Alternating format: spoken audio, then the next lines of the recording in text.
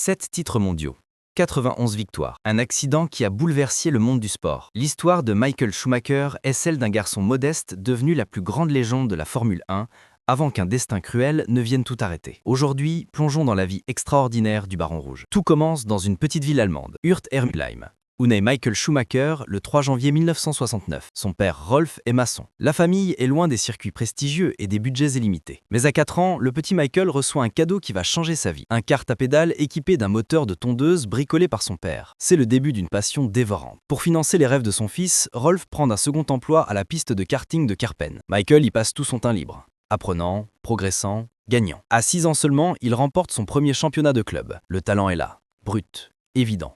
Impressionnant. Entre 1984 et 1987, il domine le karting allemand puis européen, attirant l'attention des observateurs du sport automobile. La transition vers les monoplaces est fulgurante. En 1988, il débute en Formule Koenig et décroche les titres avec 9 victoires. L'année suivante, il se lance en Formule 3 allemande et termine vice-champion à égalité de points avec son coéquipier. Chaque étape franchie, chaque victoire remportée le rapproche un peu plus de son rêve ultime, la Formule 1. Le grand saut arrive en août 1991. Jordan lui offre sa chance au Grand Prix de Belgique à Spa-Francorchamps. Michael se qualifie 7e pour ses débuts. C'est une révélation immédiate. Benetton le débauche dès la course suivante, un coup de poker qui va s'avérer payant au-delà de toute espérance. Les années avec Benetton sont celles de l'éclosion. En 1994, il devient champion du monde malgré une saison marquée par la controverse, notamment sa collision avec Damon Hill lors de la finale à Adélaïde. L'année suivante, il confirme avec un deuxième titre, cette fois-ci de manière incontestable. Mais Michael a une vision plus grande. Il veut restaurer la gloire de la Scuderia Ferrari, l'équipe la plus emblématique de la F1 qui n'a plus gagné de titre pilote depuis 1979. En 1996, il rejoint Ferrari. Beaucoup pensent qu'il fait une erreur. L'équipe italienne est en difficulté, les voitures ne sont pas compétitives. Mais Michael n'arrive pas seul. Avec lui viennent Jean Todt comme directeur et Ross Brawn comme directeur technique. Ensemble, ils vont bâtir une dynastie. Les premières années sont difficiles, mais des moments de génie apparaissent, comme sa victoire époustouflante sous la pluie battante en Espagne lors de sa première saison avec Ferrari. Le duel avec Mika Häkkinen et McLaren à la fin des années 90 produit certains des plus grands moments de l'histoire de la F1. En 1998, la bataille pour le titre va jusqu'au bout. 2 ans plus tard, au Japon, Schumacher décroche enfin le titre mondial qui échappait à Ferrari depuis 21 ans. L'émotion est immense. Il pleure dans les bras de son équipe. C'est le début d'une ère de domination absolue. De 2000 à 2004, Ferrari et Schumacher écrasent la concurrence. 5 titres consécutifs. Des records tombent les uns après les autres. En 2002, il termine sur le podium à chaque course de la saison, une performance jamais égalée. En 2004, il remporte 13 victoires en une seule saison, un record pour l'époque. La Formule 1 n'a jamais connu une telle domination. Son style de pilotage est unique. Il entre en virage plus vite que quiconque, utilise des trajectoires ultra serrées, provoque parfois un léger survirage pour faire pivoter la voiture plus rapidement. Cette technique épuisante nécessite une condition physique exceptionnelle qu'il cultive avec une discipline de fer. Il a été le premier à comprendre que la performance en F1 ne dépend pas seulement de la voiture, mais aussi du corps et de l'esprit du pilote. Il a révolutionné la préparation physique dans ce sport. Mais la perfection n'existe pas.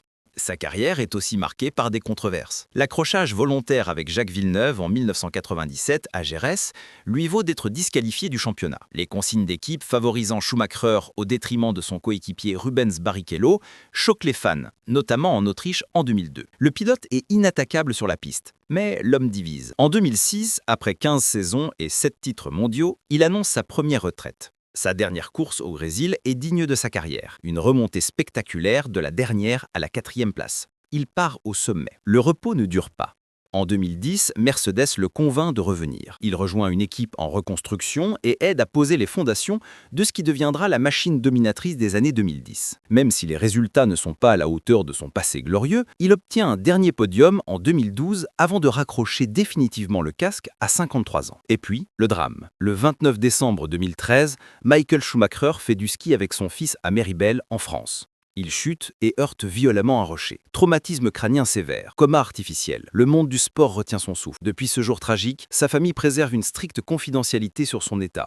Il vit reclus dans sa maison en Suisse. Les informations restent rares, mais les proches évoquent de lourdes séquelles. L'héritage de Michael Schumacher dépasse largement ses statistiques. 307 grands prix, 91 victoires, 155 podiums, 68 pole positions, 77 meilleurs tours en course. Ces chiffres racontent une domination, mais pas toute l'histoire. Il a transformé Ferrari d'une équipe en difficulté en une machine à gagner. Il a redéfini les standards de préparation physique. Il a montré qu'un pilote pouvait être un leader, un ingénieur, un motivateur d'équipe. Controversé, critiqué parfois, mais jamais contesté dans son talent, Michael Schumacher reste la référence absolue. Son nom est gravé dans le marbre de l'histoire de la Formule 1. Le Baron Rouge, Schumi, la légende allemande qui a marqué plusieurs générations de fans. Aujourd'hui, alors qu'il mène un combat loin des caméras, son héritage continue d'inspirer chaque pilote qui boucle son casque et rêve de grandeur. Michael Schumacher n'a pas seulement gagné des courses, il a redéfini ce que signifie être un champion.